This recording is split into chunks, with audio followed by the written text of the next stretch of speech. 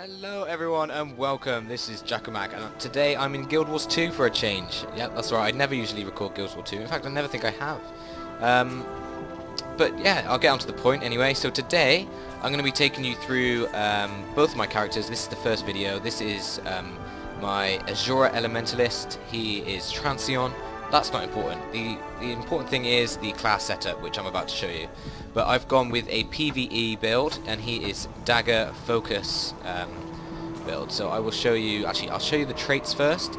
But obviously, you've got your fire attacks. I should say that this guy is he's meant for fire and air, pretty much. Air is probably the one you want to stick to mainly, and then you want to switch out to fire as soon as you get the chance. But I'll go ahead and show you the traits to start with then.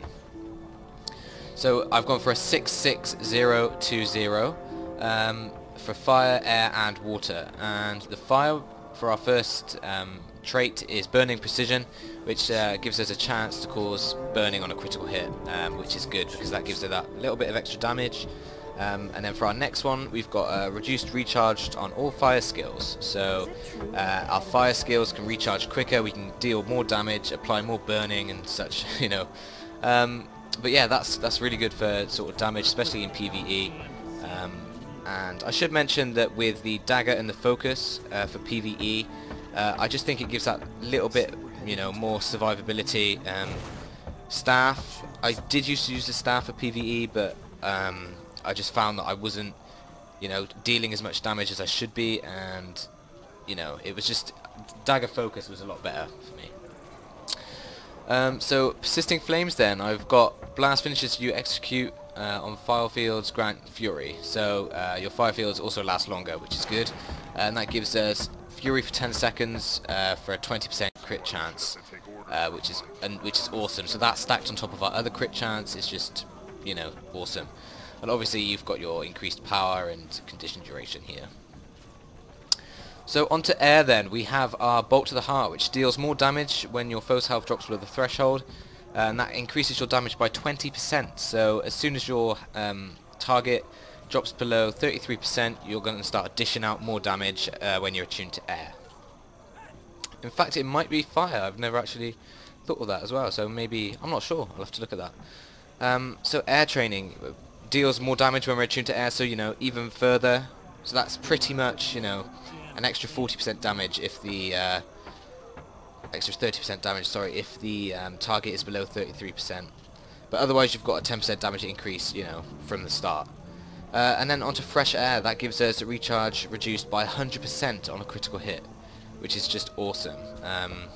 Especially that our critical hit chance is so high anyway because of the gear I've got. But for our water magic, we've got game regeneration when you're critically hit, just because, you know, elementalists, they don't have that much health or armor, and when they're critically hit they can take a big blow, so I've just put regeneration on for a little bit of a heal, just to keep our health, you know, from dropping so much. I did used to go 6-6-2-0-0 on this, and I would say that if you were going to go 6-6-2-0-0 because you think you can, you know, cope with the less vitality, it drops your health by about 1,000, to go with stone splinters, because that deals, you know, more damage when you're in range of 600 meters, which for the majority of these skills are actually within 600 meters. So, you know, you've got that if you think you can cope with the survivability. But what was I on? Soothing Rage. That's it. Okay. So next then, I'll go through my traits that I use. Obviously, I'm Asura, so you can choose, you know, whatever one you want out of here. I don't find it makes much difference. I do Mist Form just for that little bit of survivability. You could probably change that out to Armor of Earth, you know, in case, you know, you still wanted to attack. But I find that this, especially if I go into World versus World for any occasion, I can do that. But that just makes you invulnerable. But probably Armor of Earth if you're looking for more protection whilst attacking, to stop your health from dropping down below. But I just find that mine seems to drop down quite a little bit, and I like to have this Mist Form to get out of there, especially when I'm in maps like the Silver Waste, fighting bosses and whatnot. But then I've got the Signet of Air, and that grants you a 25% increase to movement speed, and when you use it, it actually blinds your target, which is really good. So, you know, especially with big enemies, you can block their block their attacks by blinding them. And then next I've got the Conjure Frostbow, which, you know, you can conjure, and it gives you this awesome, you know, 5 ability thing here. Basically this is probably the one which I use for the most, because it allows me to take down, well, not take down, but it allows me to AoE lots of enemies, and this attack is really good. Like, you can see how many meteors drop, and you know, the majority of those are going to hit, if not all of them, and that'll do quite a lot of damage.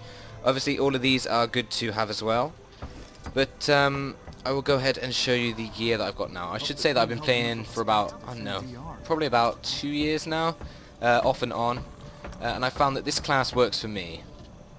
So I've only got exotic gear at the moment, just because Ascended takes a while to get. I've got quite a few Ascended signets and stuff like that, but I'll go ahead and, you know, take you through what I think is the best. So obviously I've gone here for Berserker's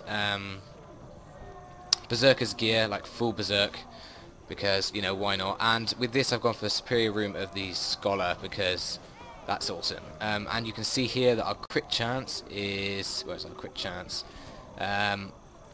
Well, you can see our crit damage is 204%, which is really good, and our critical chance is 48, which pretty much, you know, 1 out of 2 hits is a crit.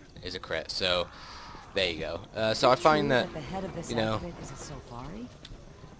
I've gone power and power, precision, ferocity again on these two. So this whole thing is power, precision, ferocity. So it's like full Zerk up until here. And then with these, I've gone, you know, more power. I've gone for a little bit of toughness and a little bit more vitality, just to bring our health up a little bit more. Obviously, you could, you know, go Zerk as well if you wanted on this, but, you know, I find that you don't want 11,000 health, especially in tough maps like these, where you could, you know, get surprise attacked, whatever. But again, I've gone for some more vitality here with the power. Precision, toughness, condition damage here. I think that was just because it's Ascended. I thought, oh, I might as well just use it. But power, toughness, vitality again there. So just bringing up our health a little bit, and then that's not too important. But yeah, you can see all my traits here, all my stats. Healing power isn't that good, but you know, I find PvE you don't really need healing power. World versus world, you probably want the most healing power. And you know, this isn't a dungeon character. It's simply just whatever, but you get what I mean. So yeah, this is sort of an all-round guy. He's full Zerk, but I find that I can use him for the majority of things. I don't use him in PvP or World versus World too much, because I use my other character for that, which I'll get onto in the next episode. But I find that it might be a bit of an unusual build, but it works for me, especially because, you know, I'm not the best player around. You might find it works for you. I'm not sure. So yeah, I just find that this guy, it works for me. I've kitted him out in the, it's the Armor of the Mists, Dry Bones or something like that. But yeah, it works for me, and it might work for you, you know, if you want to give it a try, if you've got that little bit of extra spare gold. I think my whole class is worth about 90 gold, so it's not too expensive. The Runes of the Scholar are probably the most expensive at the moment. But yeah, that's that. So hope you enjoyed this episode. This guy is Transion, my little Asura Elementalist, and we're going to be exploring Heart of the Thorns, or Heart of Thorns, when the next expansion comes out, and that is going to be awesome. So make sure you subscribe and like if you enjoyed this episode. If you've got any tips for me, what can go in my class or whatever, you think that I could make an improvement, go ahead and leave it in the comments below, because I will be interested to find that out. You know, I'm not saying you should copy this class, I'm saying it works for me, and if you want you can give it a go. But there you go. So I will see you next time.